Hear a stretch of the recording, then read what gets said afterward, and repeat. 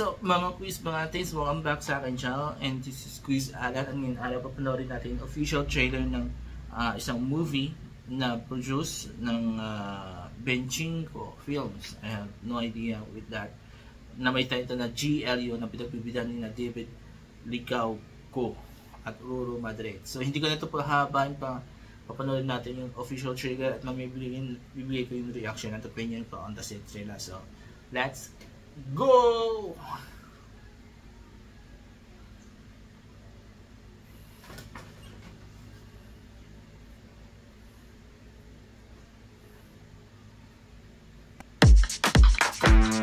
Yeah bro, ayan kami. The VBC. The Valley Boys Crew. Tagal na namin magkasama eh. Inagaw mo sa aking chicks ko. Tapos ngayon, bigla nilang hindi. Kung ito yung last summer namin, we will make the most out of it. GLU! Whoever drinks the most, siya yung mananalo. Wala na po, sir. I win! Alright! Solid to, ha? How much to acquire everything? 400,000 cash within the hour. Let me help you. Ako na lang, kaya ko. Hindi nyo kailangan mag-agawan. 21 young, trying to slay some with red. Kung yung music ko hanggang dito lang talaga, I think that's okay. Alam ko naman na pag nasabi ko na sa inyo itong lahat, Magbabago na, di ba? Kahit anong gawin mo, you will always have your back. BBC Boys na naman? Sino ba sila?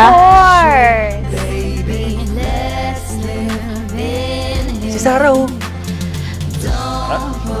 Sarah! Sarah! Sarah! Sarah! Sarah! Sarah!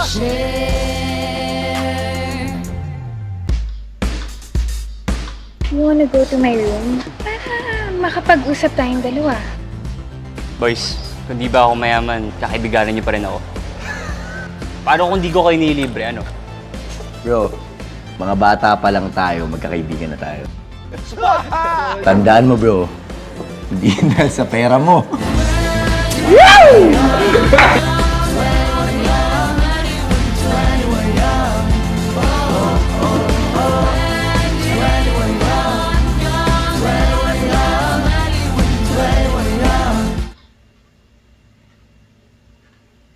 Okay, there you go. Napanood natin yung official trailer ng GLU na produce ng Benchinko Films. So, I think this is a movie company under Bench. Yung Bench na gumagawa ng mga babango and mga apparels, diba? And mostly itong mga bida nila dito, mga models rin ng Bench. So, si David Ligauco, si Ruru Madrid, Derek Monasterio, Kiko Estrada, sino pa?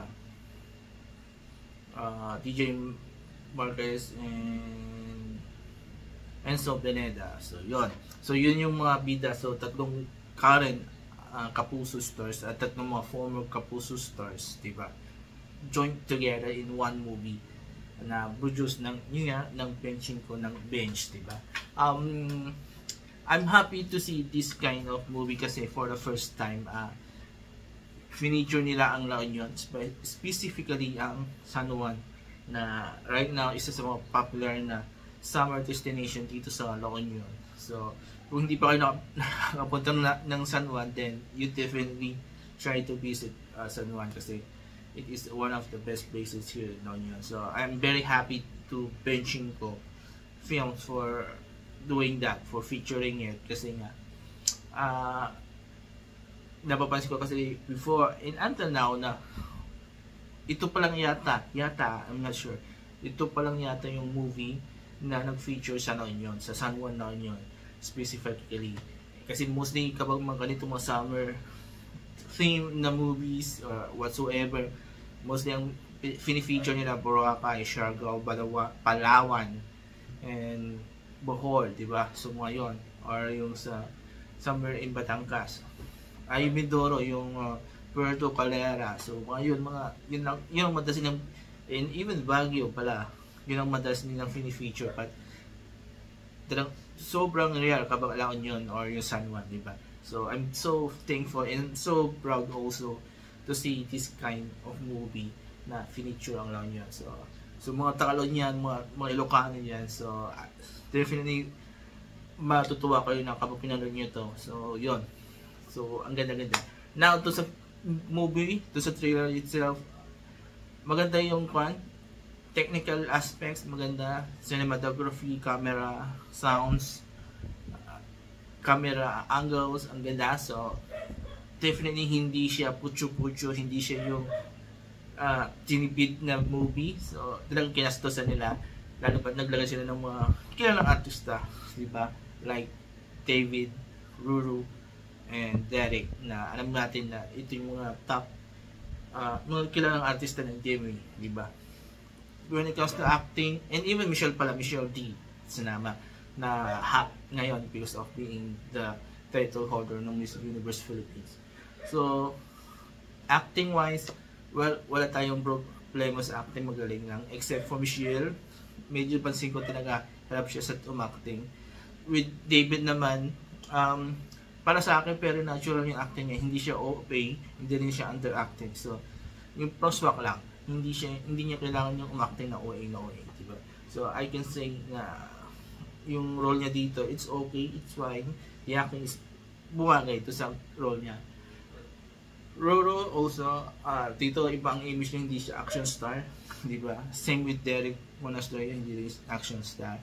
And yun nga, nasabi ko kanina, I'm very happy na nagsama yung current sa past na Kapuso stars, diba? So alam natin si Enzo, si Kiko, and DJ was a former stars ng DMA, and now they are put together with the current stars para magpumida sa isang movie about summer, about beach trip, diba? So yun, what do I expect with this movie? Wala ako masyadong mag-expect kasi it is a typical summer movie. So ganito mostly ang mga tema niya, yung pupunta sa beach, pargada, and they will talk about personal issues, personal problems, diba? So yun, so magiging kaibahan lang nito siguro kung how the director tackles the issues na hindi tulad ng iba, diba? Kasi ang dami na tayo pala ng gano'n na halos pareho ang atake. So dito titignan natin kung how will they attack the theme, the storyline, diba? So far wala pa akong nakikita something dun sa trailer. Wala akong nakikita ng masasabi ko kakaiba. So parang same with the other movies na napanood ko na, summer movies, either local or foreign, diba? So yun. But again, if you are a fan of these actors, David, Derek, and Roro, alongside with Kiko, Enzo, and DJ, then definitely this will be a movie for you guys. So kung sina-follow nyo sila, then panoorin nyo to. And this is the kind of movie na walang love team na kasama. So it focuses on the mga bidas mismo. So yun. So itong yun yung isang nakita ko pala, no? Yun yung walang love team. Hindi, walang Barbie for David, walang Bianca for Roro, and walang L for Derek Monasterio. So yun. So yun, mga please, mga atheist, nakustuhan nyo pa yung official trailer ng GLU, then mag-comment kayo dito sa baba. At kung nakustuhan nyo naman yung binigay ko opinion at reaction, mag-comment kayo dito sa baba, and I will try to interact with you guys, diba? So sasagutin ko yung mga tanong, sasagutin ko yung mga bash nyo, as long as kaya ko, diba? So before I end this video, please don't forget these 4 things while watching my videos on my channel. Comment, like, share, and subscribe to my channels. Ang Pinoy Talaga channel, The Alas Kids Show, Proudly Vlog, and Tawag Lang People Presents. Maraming salamat. Have a nice day and bye-bye.